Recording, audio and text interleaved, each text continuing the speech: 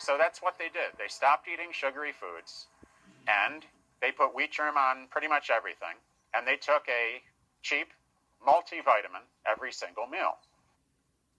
One day after class, I guess it was 2 or 3 weeks later, this really big inmate was on his way out through the door, and it was a job because he was taller than the door was, so he had to duck, and he was wider than the door was, so he had to turn. So he's ducking and turning, and he stops, and he turns around, and he looks at me, and he says, "Can I talk to you for a minute?"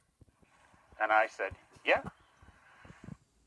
"I've been doing that multivitamin every meal that you talked about." And I said, "Yeah." "I just wanted you to know. Yeah. I feel more clear." And he left.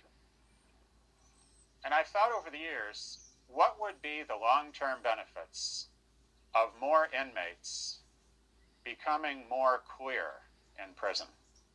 You can get those vitamins for 5 or 6 cents a day, probably cheaper if you buy them in bulk.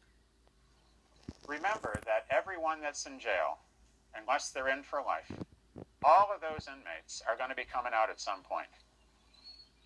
It would be nice to help fix them up nutritionally.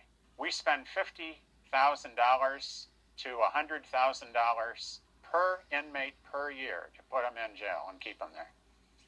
For another 6 cents a day, we could help them feel more clear.